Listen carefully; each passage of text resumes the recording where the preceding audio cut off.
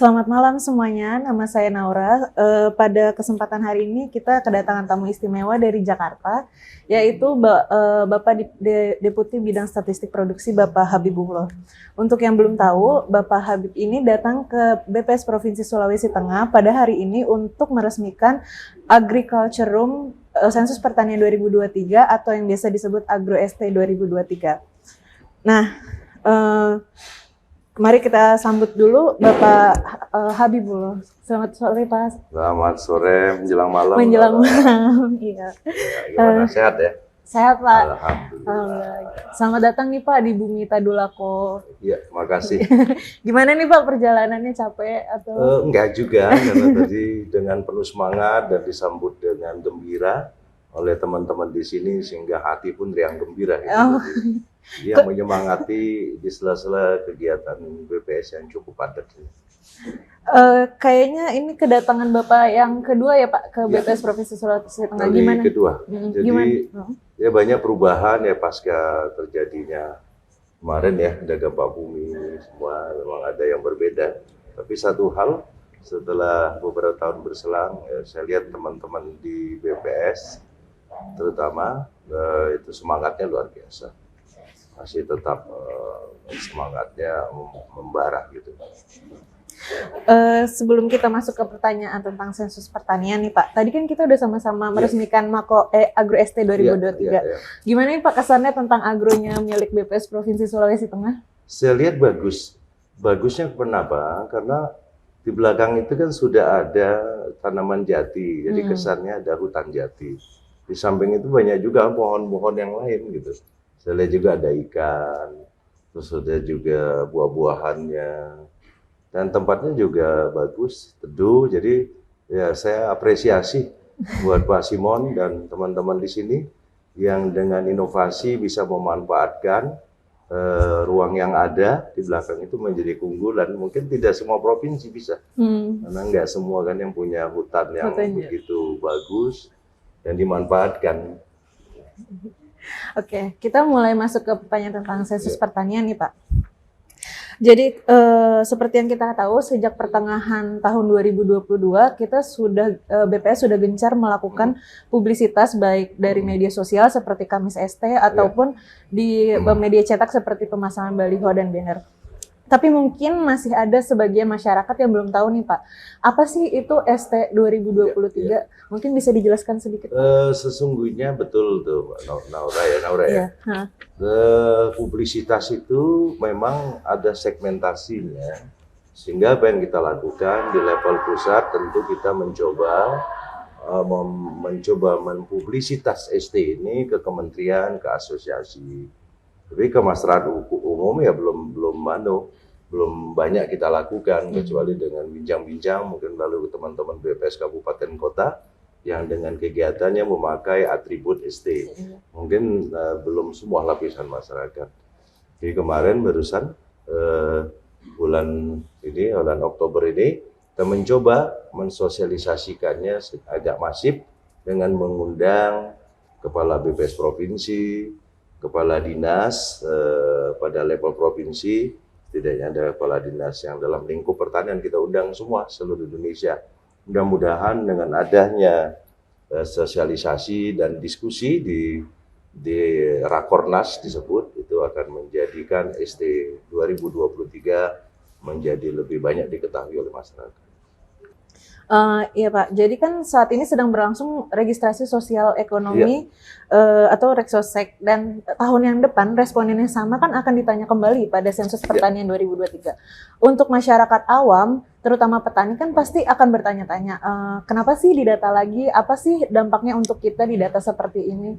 Bagaimana tuh, Pak, menjawab pertanyaan-pertanyaan yang seperti ini? Saya pikir ya sudah menjadi rutin di BPS bahwa seringkali dengan modul survei yang berbeda dan dengan objek penelitian yang berbeda, tentu responden akan ditanya berulang, bahkan satu responden itu ada beberapa kali ya, karena Reksosek itu sifatnya semua penduduk didatangi tanpa kecuali, antara ST itu mendatangi penduduk yang bekerja atau dalam yang diwawancari detail ada penduduk yang dalam 7 subsektor itu. Artinya ada intersection antara pertanian dan kegiatan yang ada di penduduk. Nah, ini menjadi tantangan, makanya peran publisitas itu sangat penting.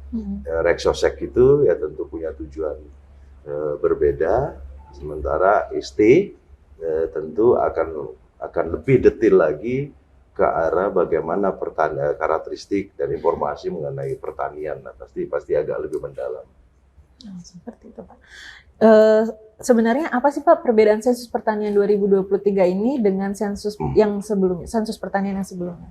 Kalau kita lihat dari tahun 1963, 73, 83, 93, 2013 sampai 2023, di tahun 63 itu cakupan wilayahnya yang berbeda.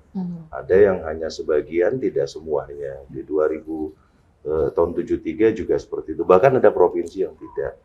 Tapi di tahun 2023 yang berbeda adalah cakupannya lebih lengkap, terutama dengan mengadopsi semua variabel internasional yang direkomendasi oleh WCA.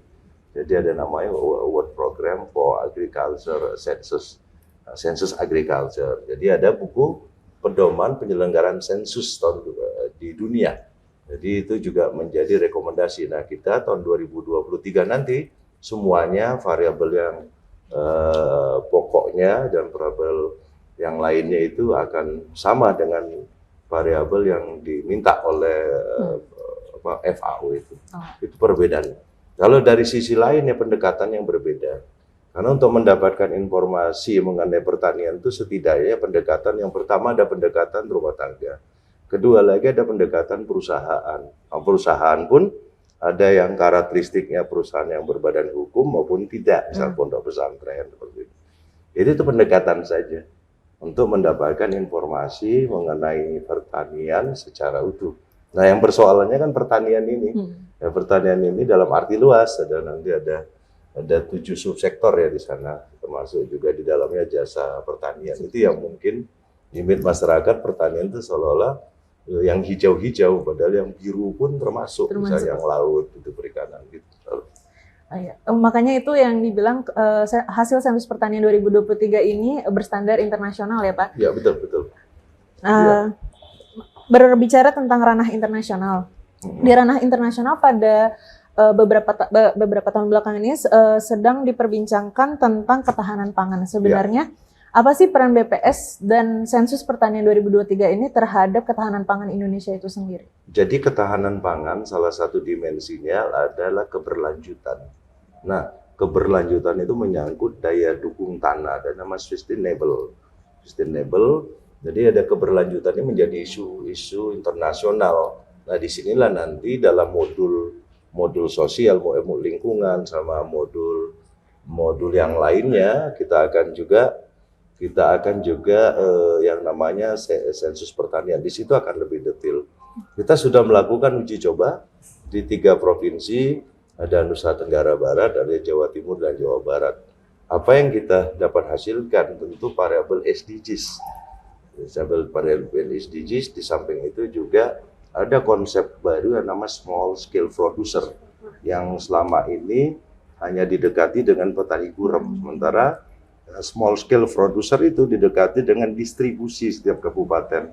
Dia akan dilihat juga tidak hanya agriculture land, tapi juga termasuk lagi stok tanah. Di kepemilikan berapa banyak ternak yang ada. Di kombinasi kedua inilah termasuk juga nilai produksinya, pendapatan. Kita akan mendapatkan bagaimana yang dimaksud dengan dalam tanda petik ya petani gurem itu. Jadi tidak hanya pendekatan ya 0,5 hektar tadi itu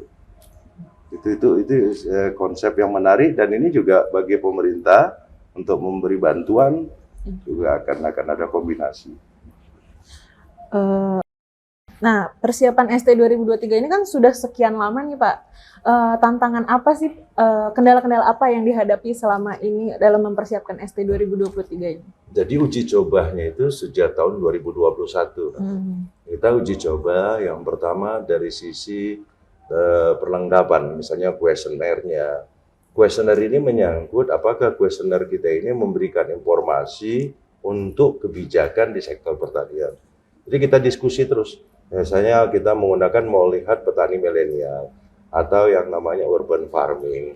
Terus kita lihat juga ada perhutani sosial, itu tuh modul-modul baru yang kita tampilkan dan kita berdiskusi sama pihak-pihak terkait, asosiasi, dirjen dan kementerian yang terkait.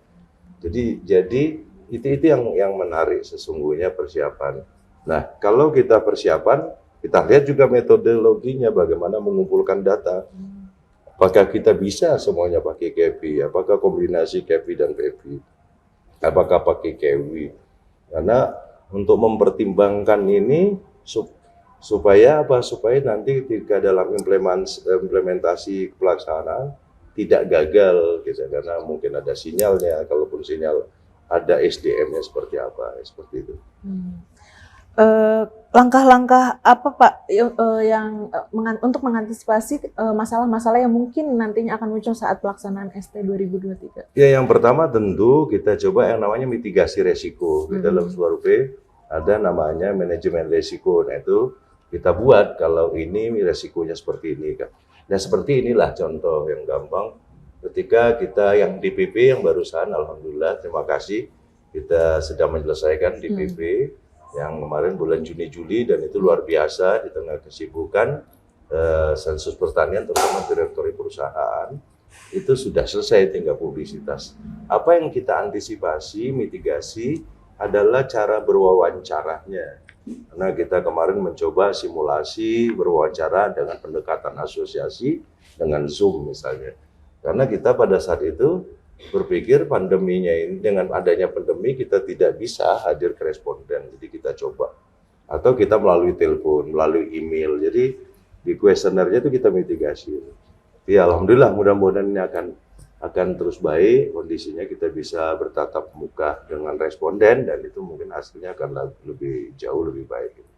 Oke, kita udah mulai masuk ke akhir nih Pak dari sesi wawancara ini. Apa pesan dari Bapak untuk kami-kami ini petugas yang nanti akan berada di lapangan pada saat pelaksanaan ST 2023? Pertama tentu kita harus untuk teman-teman di BPS Provinsi Sulawesi Tengah maupun Kabupaten Kota, ya tahap awal adalah mempersiapkan diri. Ya salah satunya saya senang hampir semua kabupaten kota dan provinsi ada agro. Jadi orang akan bertanya, oh agro apa sih gitu. Makanya agro itu merupakan sisi publisitas. Bahkan tadi Pak Simon bilang sengaja di lobi kantor supaya kalau ada tamu mungkin tamu-tamu akan berfoto. Yang kedua kita menggunakan pakaian, ada kamis ST itu ya. Pada saat Kamis menggunakan atribut ST itu juga akan tanda tanya apa sih ST 2023 kalau sudah dipakai gitu. Nah, dalam tiap kesempatan juga kita menciptakan gimmick, salah satunya salam ST. Ya kan saya lihat tadi juga hampir semua se-Indonesia sudah paham salam ST seperti apa, itu salah satunya ya. Dan nanti dengan kreativitas teman-teman daerah, saya lihat Reksosek pun saya senang. Saya lihat Pak Simon sama ketika hampir semua kabupaten kota saya dapat kiriman pasti ada salam ST-nya. Nah ini salah satunya orang tanda tanya, apa sih salam ST? Jadi penasaran dulu, curious dulu, oh apa gitu, sehingga dengan penasaran itu akan oh ST seperti ini. Gitu. Oke, untuk pertanyaan yang terakhir nih Pak, apakah ada himbauan atau pesan atau sepatah dua patah kata untuk masyarakat di Provinsi Sulawesi Tengah terkait untuk menyukseskan ST 2023 ini? Iya, karena ST 2023 ini adalah basis utama data pertanian Indonesia dan ini juga basis utama untuk kebijakan yang dilakukan di bidang pertanian. Ya tentu yang pertama untuk teman-teman dinas, Pemda ya dukung. Pertama berkolaborasi untuk penyiapan data awal atau istilahnya pre-list. Dan bila perlu diskusi potensi agar nanti ketika ST-nya nanti berlangsung informasinya itu merepresentasikan apa yang ada di Provinsi Sulawesi Tengah ini. Jadi kalau itu dilakukan kolaborasinya cukup baik, masyarakatnya sudah memahami pentingnya data ST itu untuk masyarakat itu sendiri, kan contohnya nanti untuk keberadaan pupuk subsidi, atau keberadaan, oh di sini ada komoditas baru yang mungkin ditemukan, kan bisa nanti akan dilihat, oh ternyata di sini buah duriannya banyak loh, ternyata tidak hanya di sini di Kabupaten Parigi, tapi ada di mana kan kalau disebarkan kabupaten, sehingga atau nanti yang sekarang misalnya ada yang namanya bawang gorengnya di sini, oh ini ternyata ada kebun bawang goreng, ternyata ada lahan yang masih mungkin bisa ditanami. Nanti kita akan juga menampilkan ada namanya tutupan lahan pertanian ya, seperti itu. Oh, ya. Terima kasih loh Pak atas waktunya hari Sama-sama. ini. Ini kehormatan lah buat saya bisa ngobrol sama Saya Bapak senang malam juga ini. ada anak muda yang pintar di Sulawesi Tengah dan senyumnya yang manis. Allah sehat semua ya. Iya, terima kasih banyak ya Pak. Sama-sama. Nah, untuk semuanya udah dengarkan manfaat dan pentingnya sensus pertanian 2023. Jadi sambut kedatangan petugas sensus pertanian di rumah Anda. Selamat malam. Terima kasih.